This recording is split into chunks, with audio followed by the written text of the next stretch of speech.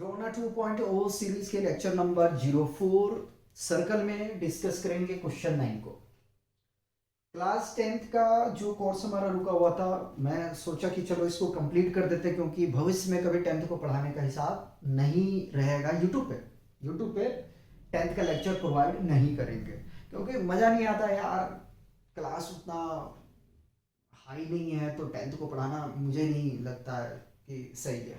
ठीक है, हाँ, 11th 12th का जो है वो हम अनाउंसमेंट करेंगे कि कब से इसका लेक्चर प्रोवाइड करेंगे, लेकिन 10th का बेसिकली जल्दी कंप्लीट करने के बाद में जो है 10th को हमेशा के लिए बंद कर दिया जाएगा। 10th का लेक्चर प्रोवाइड नहीं करेंगे। फिजिक्स का दे सकते हैं, फिजिक्स है इंटरेस्टिंग क्लास 10th का। केमिस्ट्री है तो उसको मैं दूंगा लेक्चर, लेकिन मैथ का ओवरऑल रोक देंगे। ठीक है, क्योंकि इंजीनियरिंग है, जेई मेंस का है, फाउंडेशन लेंगे, तो ये सब चीज़ों को पढ़ाने में थोड़ा सा जो है ना क्यूरियोसिटी आता है नई चीज़ों को जानने का, और इसमें कुछ है नहीं। तो मेरे हिसाब से 10th का ये ड्रोना सीरीज 2.0 जो चल रहा है इसको करने के बाद में हम ड्रॉप कर देंगे। कह रहा in figure 10.13 x y and x dash y dash are two parallel tangent to a circle with centre ओ।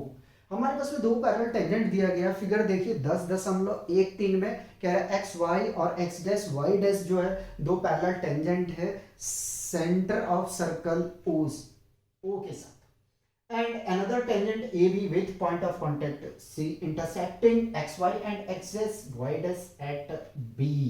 और जो another tangent है हमारा AB, ठीक है, वो पॉइंट ऑफ कांटेक्ट पे क्या कर रही है, इंटरसेक्टिंग कर रही है। एक्स वाई और एक्स डैश को किस पॉइंट पे कर रहा है भाई, तो बी पॉइंट पे कर रहा है। तो कह रहा प्रूफ कीजिए कि A O B equal to 90 degree होगा, ये हमें प्रूफ करना है।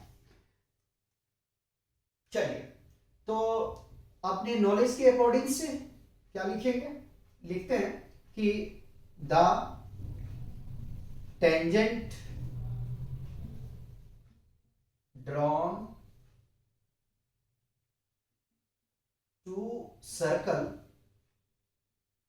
The tangent drawn to a circle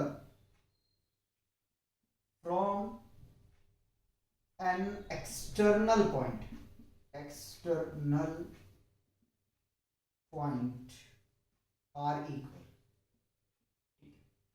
जो हमने दो टेंजेंट को ड्रॉ किए हैं वो एक्सटर्नल पॉइंट से क्या है, दोनों आपस में बराबर होंगे। मतलब कि हम कह सकते हैं कि P A is equal to A C. ठीक है, और यहाँ से एक बात और लिख दो कि ज्वाइन हमने ज्वाइन किया है, क्योंकि बुक में दिया नहीं है। ठीक है, हाँ, बुक में दिया नहीं है, पॉइंट देकर छोड़ दिया था। ज्वाइन हमने क्या किया है, ओ सी को किया है। ठीक है, ये पॉइंट को मेंशन कर दिया मैंने। तो मैं चाहूँगा इसको कि इंडिकेट कर दूं, सर्कल कर दूं। ठीक है, एक्स डैश को ऊपर ले लेता हूँ। बताइए यहाँ तक कोई प्रॉब्लम है? अगर हम ऐसा करें कि एंगल ये वाली और ये वाली एंगल अगर हम पता कर लें, ठीक है, तो सिमिलर करके इस ट्रायंगल के लिए हम काम कर लेंगे। तो यहाँ से हम लेते हैं कि इन ट्रायंगल पी ए ओ। ठीक है, कौन कौन सा ट्रायंगल लेंगे, पी ए ओ, ये वाला ट्रायंगल। मतलब कि ये वाला एंगल हम निकाल रहे हैं और ये वाला निकाल रहे हैं। ठीक है, and triangle CAO। ठीक है, इन दोनों ट्रायंगल को लेके चल रहे हैं, ध्यान में रखिएगा। आगे में चलेंगे। अब देखिए दोनों ट्रायंगल के लिए अगर देखा जाए तो कॉमन पॉइंट यहां पे क्या है, OA is equal to OA। ठीक है, ये क्या है, कॉमन है दोनों ट्रायंगल के लिए, कॉमन। ठीक है, और अगर हम यहां पे देखें तो कह सकते हैं कि OP is equal to OC। क्या है भैया, ये है रेडियाई ऑफ सर्कल। ठीक है, और कुछ मेंशन किया जा सकता है, ऊपर में हमने प्रूफ किया है, क्या किया है, PA is equal to AC। ठीक है, तो लिख देते हैं above proved। ठीक है, इसको भी स्क्वायर ब्रैकेट में ले लेता हूं मैं। ठीक है, तो आगे में अब यहां से चलते हैं और हम कह सकते हैं कि triangle PAO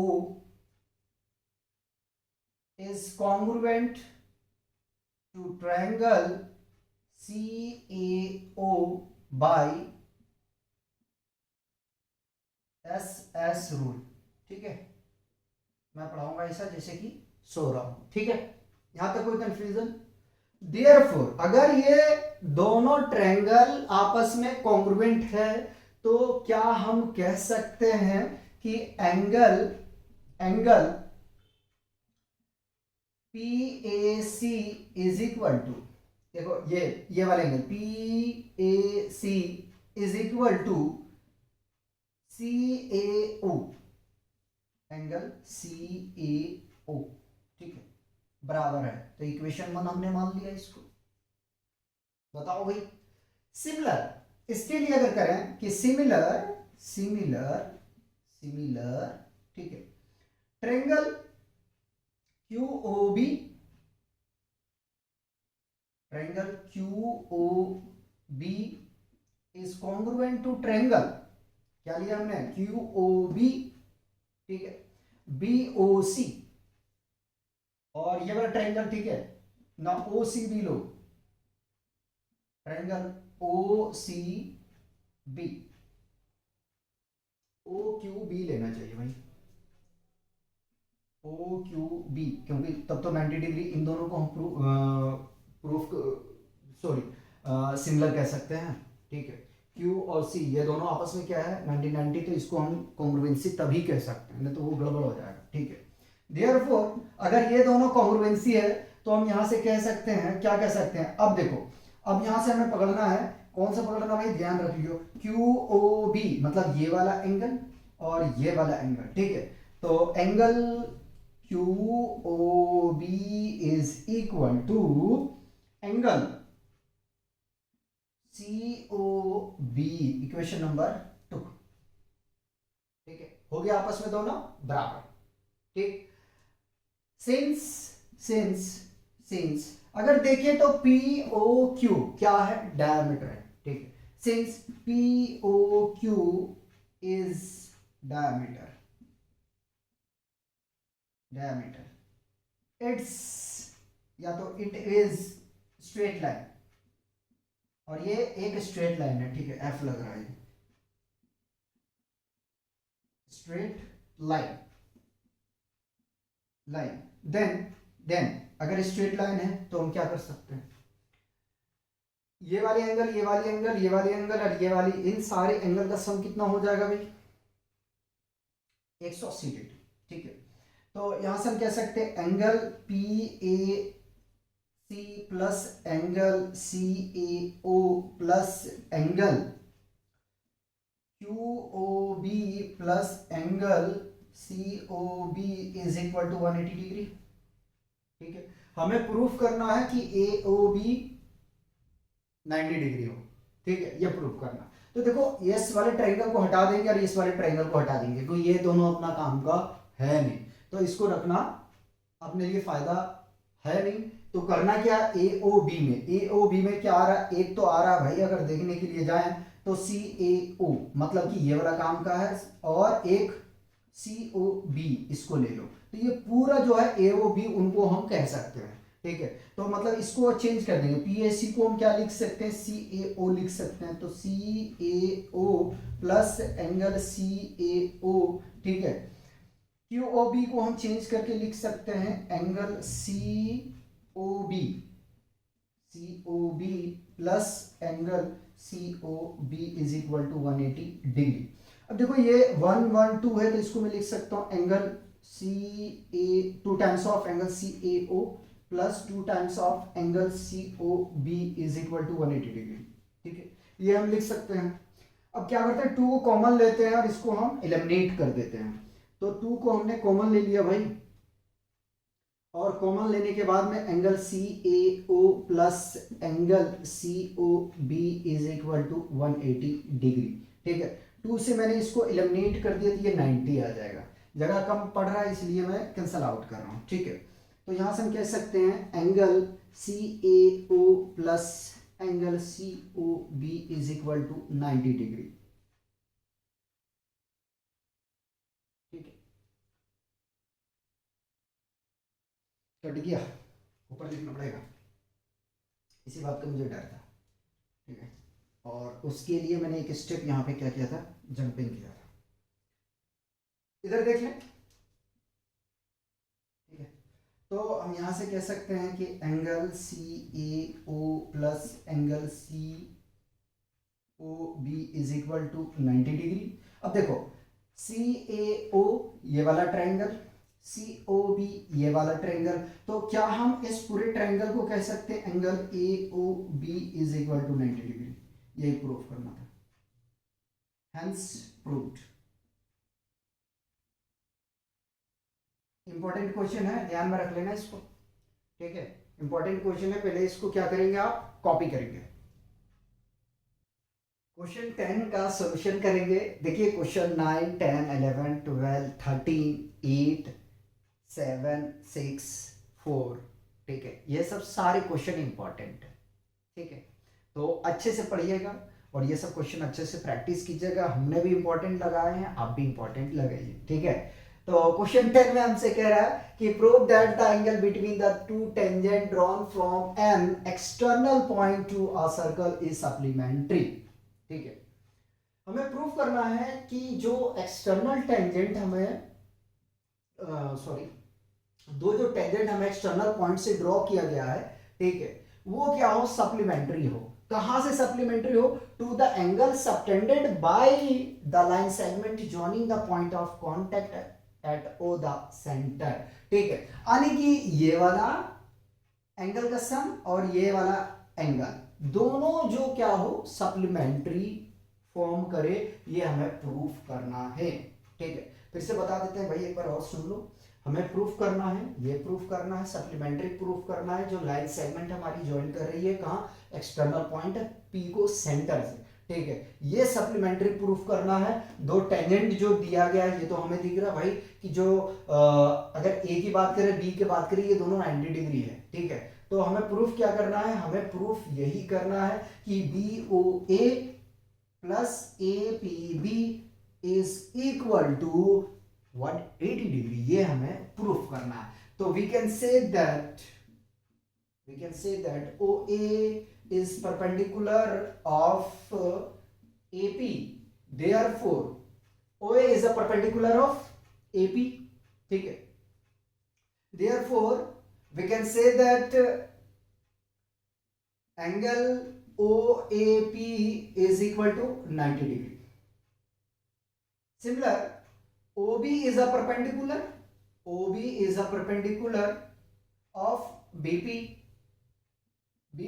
Therefore angle OBP is equal to 90 degree. इतना कह सकते हैं कि नहीं कह सकते, ये बताइए। कह सकते हैं। Now we can say that BOAP is a quadrilateral। Since नहीं लिखते हैं, मजा नहीं आएगा। ठीक है,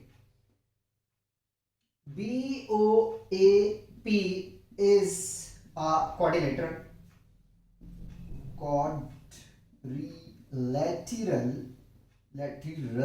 ठीक है, and we know that the sum of all interior angle is equal to 360 degree. तो लिख देता हूं यार, कोई लिख नहीं रहा है। sum of all interior angle is equal to 360 degree. ठीक है, अब क्या करना है, सारे एंगल का सम करना है। ठीक है, तो angle OAP plus angle APB plus angle OBP plus angle OBT, ये O लग रहा है, W लग रहा है। ठीक है, plus angle BOA is equal to 360 degree. देखो, एंगल OAP अपने पास में 90 डिग्री है, प्लस एंगल APB निकालना है। रहने दो। Angle O B P 90 degree है, लिख दिया, plus angle B O A is equal to 360 degree. तो देखो यार इन दोनों को जोड़ोगे तो कितना आ जाएगा, 180 आ जाएगा। पहले लिखूं angle A P B plus angle B O A plus 180 degree is equal to 360। ठीक है, बताओ यहाँ तक कोई कंफ्यूजन है तो? मुझे हंसी आ रहा क्वेश्चन को देख के, और कोई बात नहीं है।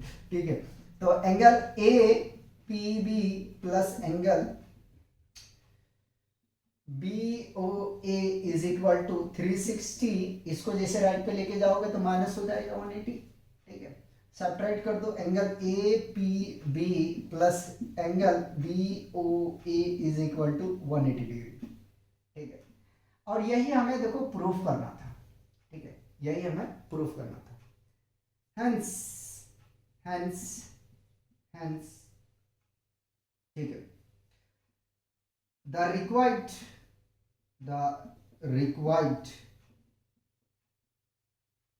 solution is angle APB plus angle BOA is equal to 180 degree. ये कंप्लीट हो गया भाई।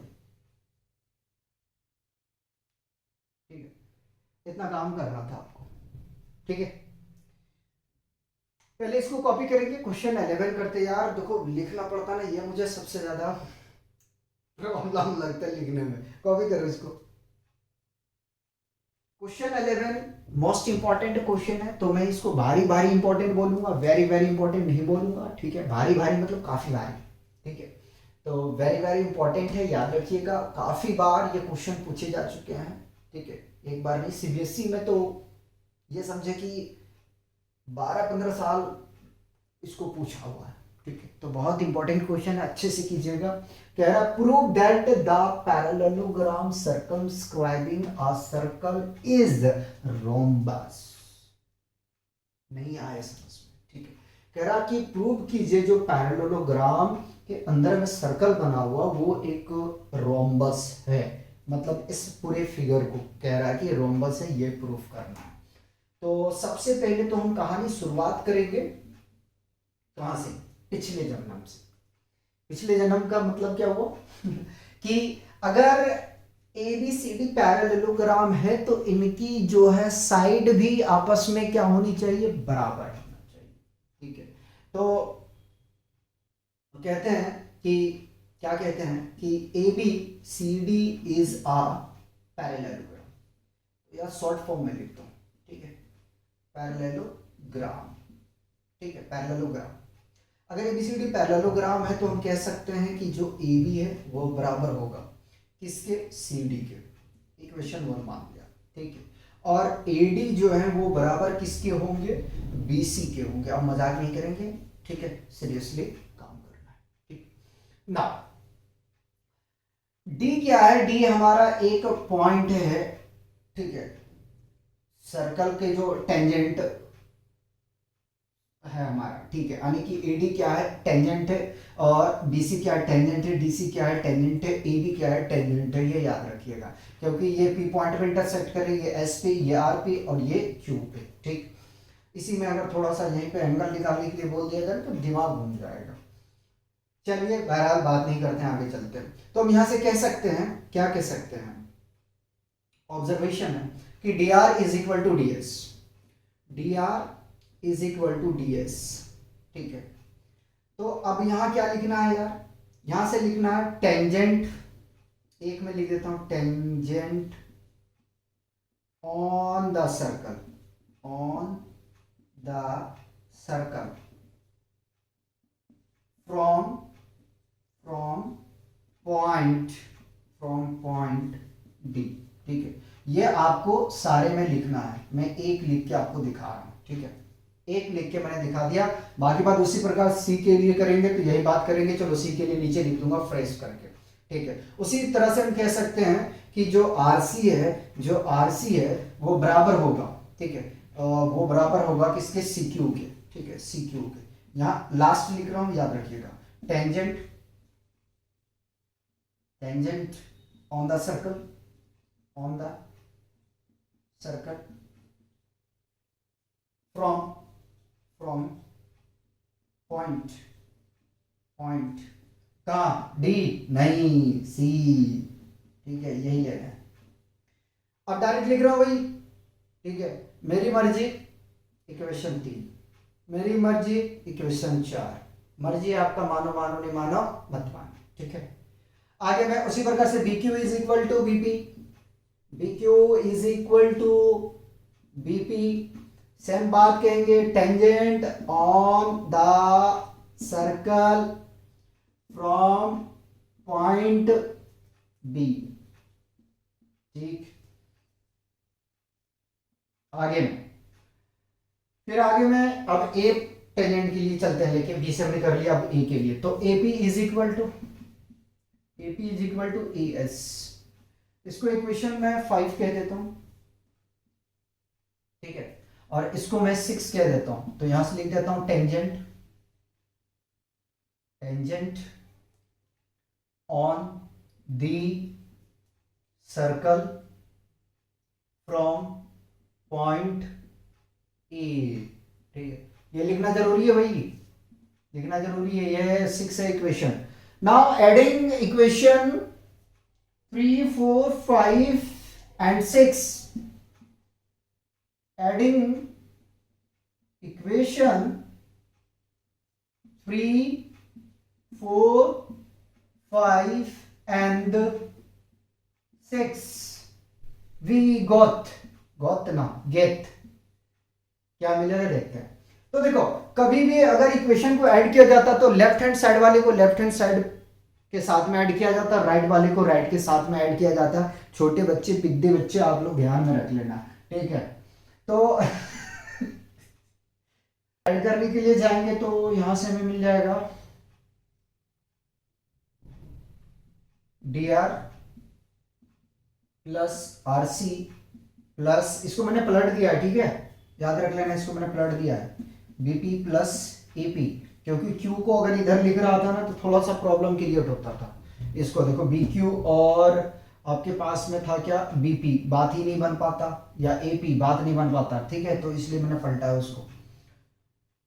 राइट हैंड साइड में कौन कौन है, तो ds है प्लस cq है प्लस bq है प्लस प्लस es है, ठीक है।